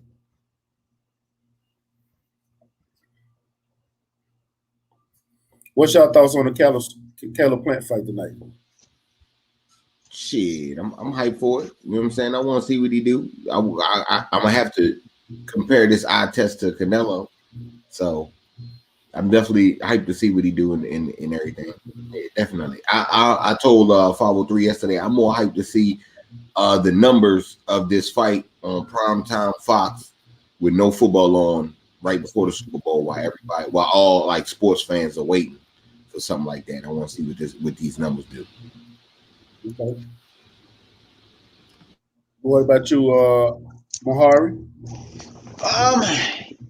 Caleb Trout is from my backyard of Orono, Minnesota. So, I'm always gonna root for my fighters out there. You know what I'm saying? But all honesty, I'm going with Caleb Plant by 5th round stoppage. I think he's gonna go in there and basically pound on Truax. You know what I mean? I got 5th round stoppage. Bold statement. Yes, it is. Bold statement. But what about you, fella? What's your thoughts on the fight?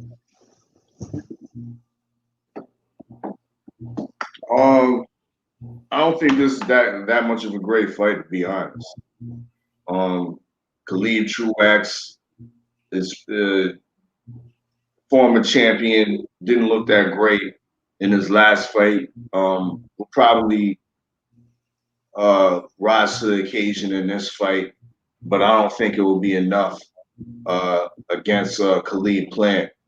I think Khalid Plant is expected definitely to win, and for the most part, he's expected to stop Truax. I could see this fight breaking down into like an early knockdown, and Truax surviving it, and then it possibly getting ugly, possibly being stopped on a cut headbutt or something like that. But I'm not too interested in this fight. I'm more interested in actually looking at the potential of the next great heavyweight, American heavyweight in Darmani Rock. I want to see how he showcases his skill against another undefeated American heavyweight in Michael Pillay Coffey. I think this fight's kind of under the hiding under the radar as being the potential to be a real good fight. But I have Darmani Rock stopping the heavily muscle-bound Michael Pillay Coffey in the mid to late rounds.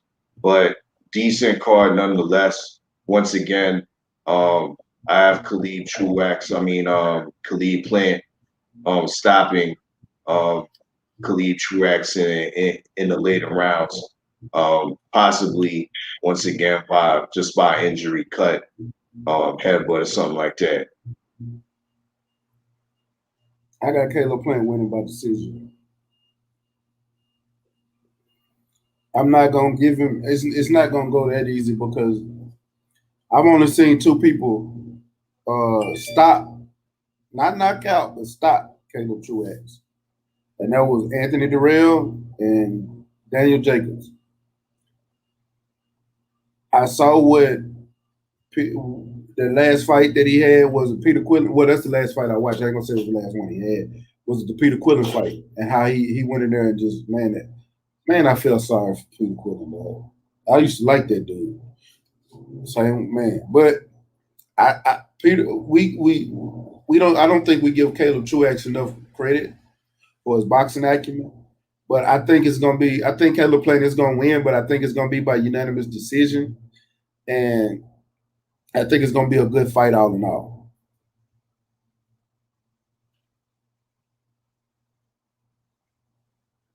The channel, the fight is gonna be on Fox, Ronald. gonna be on Fox today.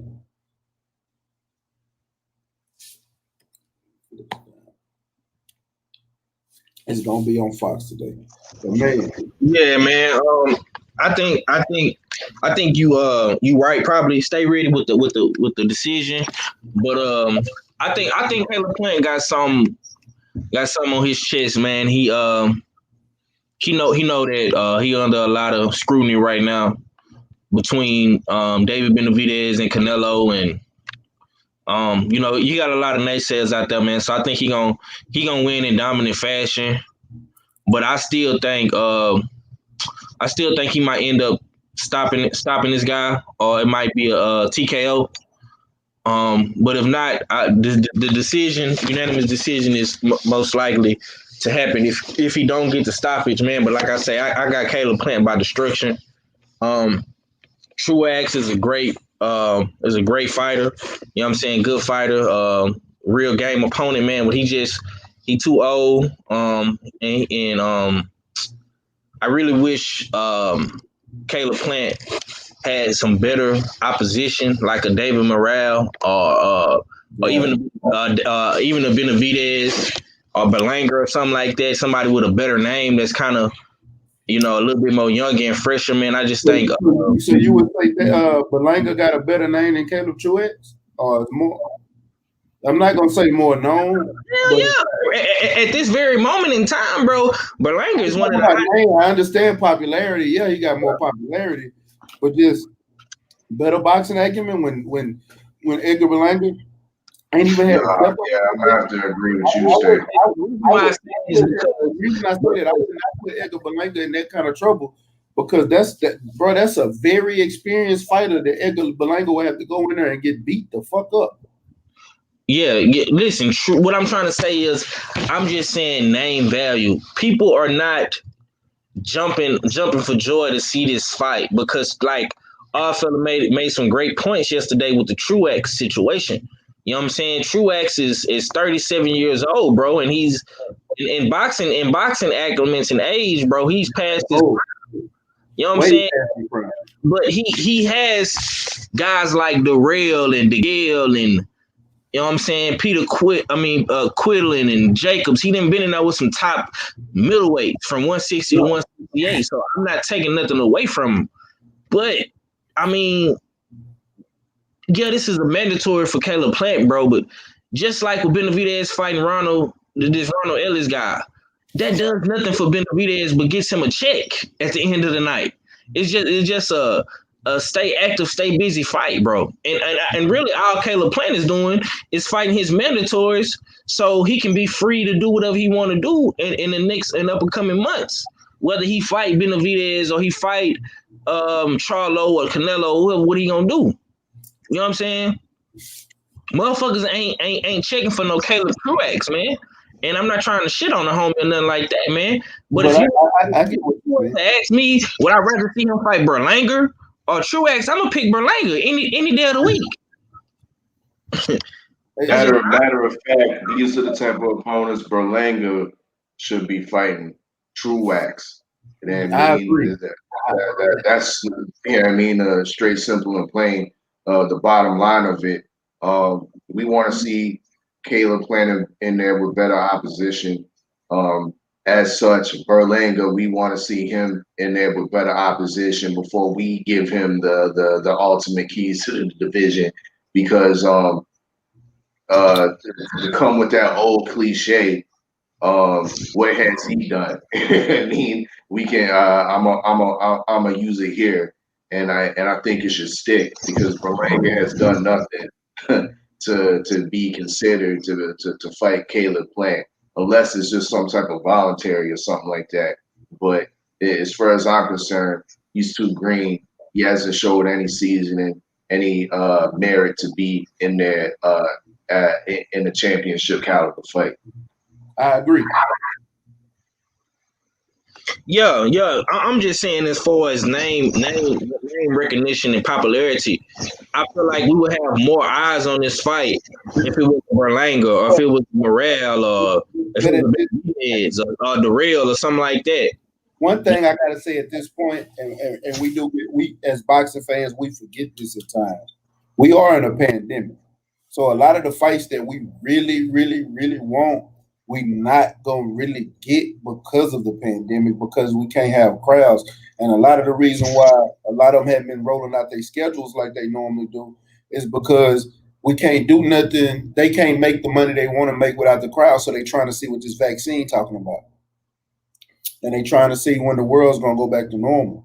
And they're trying to see what's going on in the world around boxing, around these other sports, and they're trying to see, you know what I'm saying? They're trying to see what everything is, you know, everything surrounding the sport on how they're going to continue on with the sports before making a lot of these fights. So I'm looking at it because, and the only reason I'm mentioning that is because I hear that in the boxing circles that I'm in.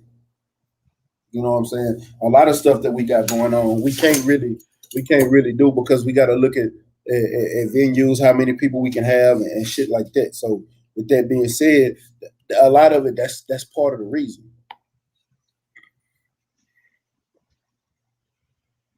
But Benevidez Pop said Berlanga's team informed him they wasn't ready for David. I'd imagine the same thing would be said for Plant. I get what you're saying as far as a better name than Truex, though. Yeah, man, that's just my biggest thing. Yeah. So that means David was trying to fight, bro. Yeah, man. Listen. Listen.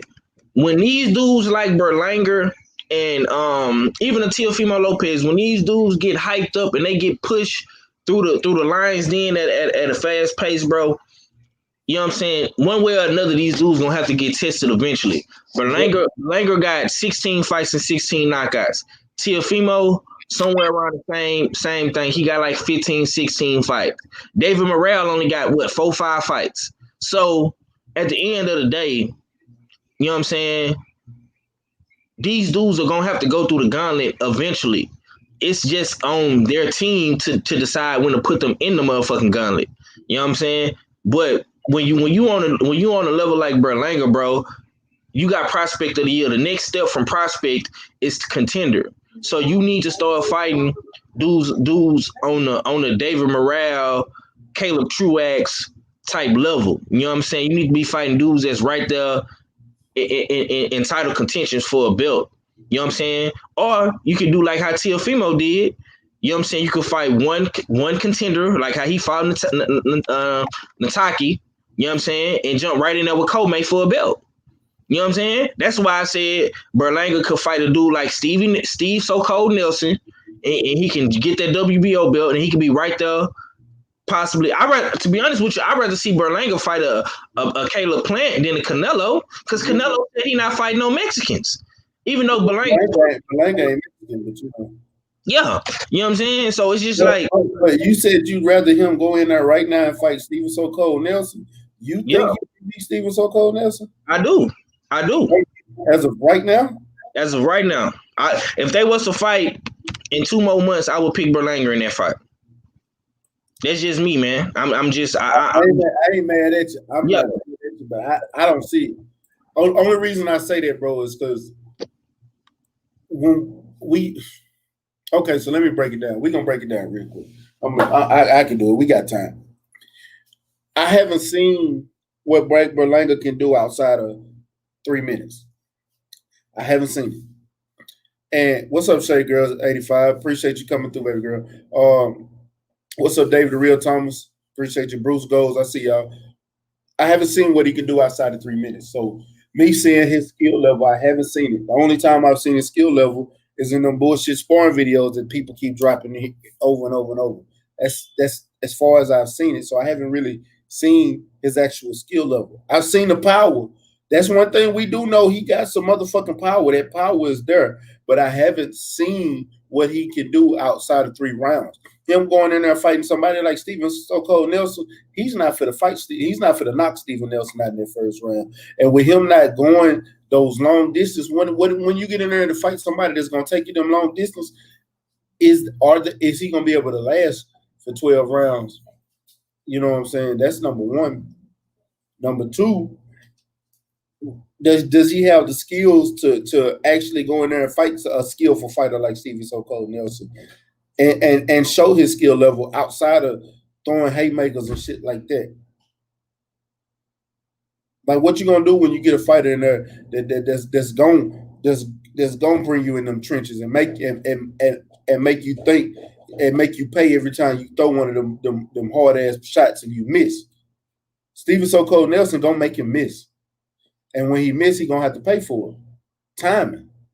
I don't know if he can do that yet. I need him before I see him in them big fights that he'll fuck around and get fucked up and fuck his career up. I truly need to see him in there with somebody that he's not gonna be able to knock out in the first round.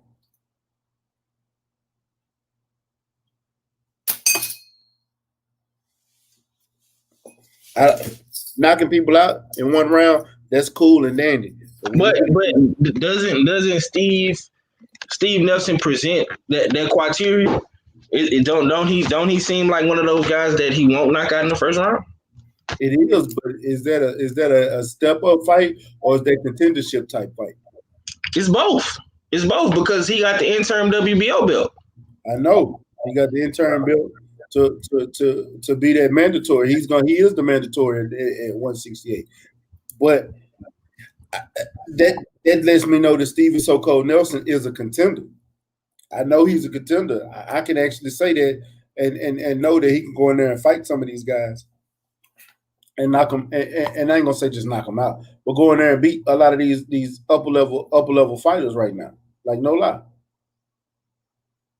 Like right now, I pick Stevie So Cold Nelson over somebody like a Billy Joe Saunders. Right now. But would I take Edgar Berlanga over Billy Joe Saunders? Or would I take him over Stevie So Cold Nelson? I'd be hard pressed to take him over David Lemieux at 168. Because we know David Lemieux can punch like a motherfucker too. He's hard than a bitch. Yeah, I think he beat David Lemieux. That's another fight I would love to see him in. Man, David. If David Lemieux catch that ass, I'm just saying. Yeah, I feel you though. I feel you, man.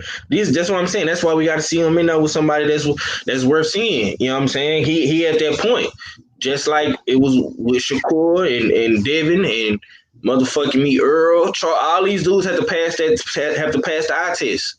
You know what I'm saying? Want to fight him? Who, Trouble? No, Hot Sauce. Oh yeah. See, now that's a good fight too. Now that's a 50-50 fight right there. I wouldn't know who to lean to on that one. You know what I'm saying? That's up and out. Because Hot Sauce can box and Hot Sauce got some motherfucking power. Mm-hmm. Yeah. Cal got that. Yeah, Cal got that shit, man. So I wouldn't mind seeing that myself. You know what I'm saying? I'll take any one of those fights, man. You know what I'm saying? I'm just tired of him fighting. You know, here, I give you somebody. You know somebody I want him to fight that's a step-up fight. I know he'll win, but it's somebody he ain't going to knock out in the first round. I want to see him fight John Ryder. How about that? John Ryder? Yeah. Oh, yeah, that's a good fight, too. But throwing him in there with Steven, I don't know, man. I don't know. That's just me, though.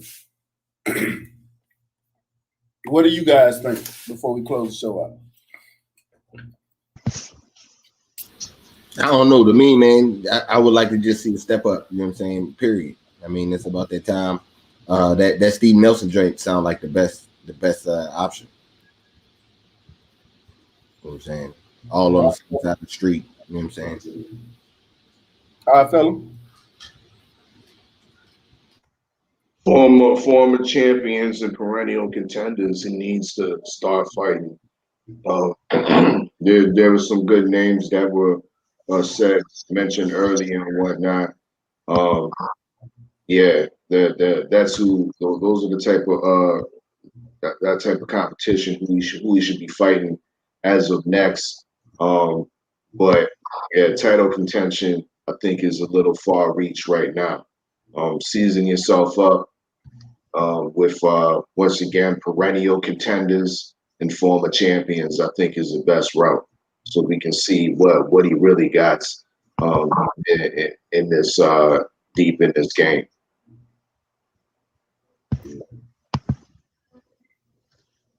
Right on, right on. And Mahari, what's your thoughts? Well, I would like to see, a little bit more some step up fights.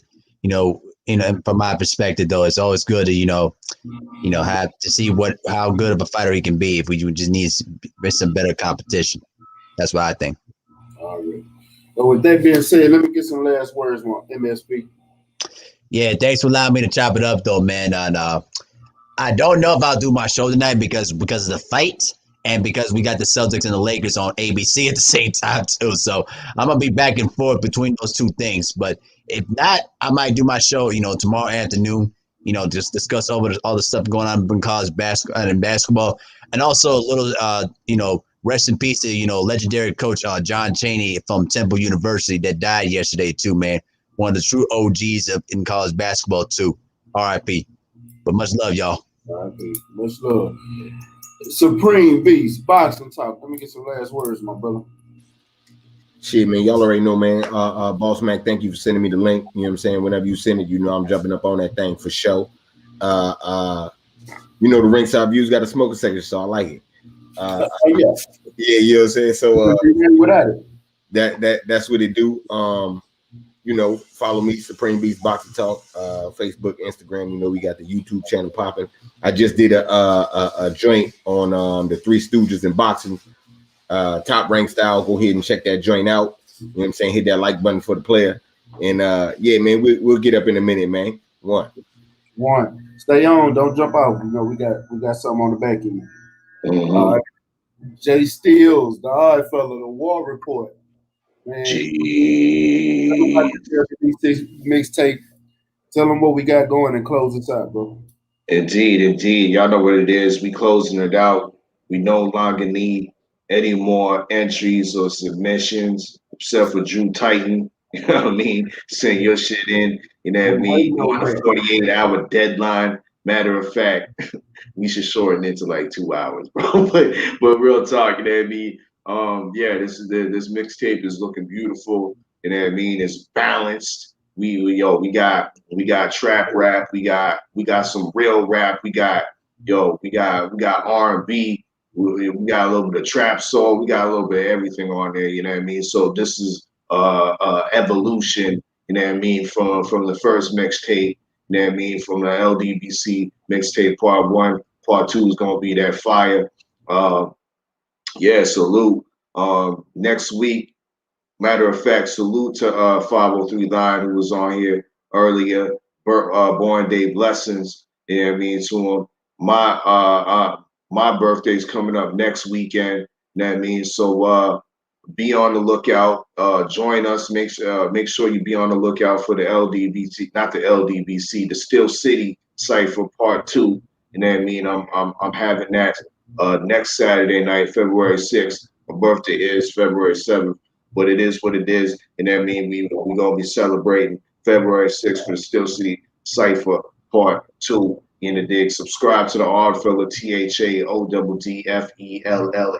Y'all know what it is. Salute to Supreme Beast Boxing. Salute to MS Pre Mahari Sports Podcast. In the dig, and salute to my favorite sparring partner in the dig, StayReadyBoxingTV. Y'all know what it is. It's your favorite, get your most hated Odd Fella. Salute to the whole LDBC, and I'm Gizzo. Man, shout out to the LDBC one more time, man. Appreciate everybody coming through. Everybody in the chat, everybody in the super chat, man. We appreciate the donations. We got some shit coming for y'all, I promise you. I'm gonna do a giveaway coming up soon. Episode 100. We 20 episodes away. On that episode, I'm gonna be doing a giveaway. I got a couple of things I'm gonna be giving away and a couple of things. So when I tell y'all, hit me up with addresses and shit, because I'm gonna be sending y'all shit. Stuff I'm gonna be buying, stuff I'm gonna be, doing for my fans, the people that come through and support on a regular basis is going down. So I'm letting y'all know now that I am getting things together, and you will be seeing them soon. I appreciate everybody that supports the channel. Man, I appreciate it. Like 100, man. And Shout out to everybody. Make sure y'all like, comment, share this video to all your social media platforms. It helps grow the show. Make sure y'all hit the subscribe button if you haven't. Hit that bell icon so you get notifications every time I go live. And man, that mixtape is gonna be fire and it's coming soon. Man, I appreciate everybody coming through, man. Shout out to everybody. And it's your boy Mac with StayReadyBoxingTV, man. You ain't gotta get ready if you stay ready, man. Peace. And follow my boy Stay Ready Boxing. He's the best. Let's go, champ. You ain't gotta get ready, stay ready. You ain't gotta get ready, stay ready. Hey, you ain't gotta get ready, you stay ready. I'm all about business, somewhere in the trenches. Moving weight, I'm on my 24-hour fitness. I don't need a witness, moving with the quickness. Was off the porch when you was on the playground benches. Block bleeding, smoking trees, eyes Chinese. High speed, singing every lick walking by me. I'm sticking to the code like a Siamese. Twin Glocks on me, shoot 'em up like some IVs. Pushing flour, test me and you'll be pushing flowers. Smoking sour in the kitchen when it's cooking hours. Not an author, but we could push a book of powder. Leave you wet like you took a shower. For fucking with my bitch. Show the man every day.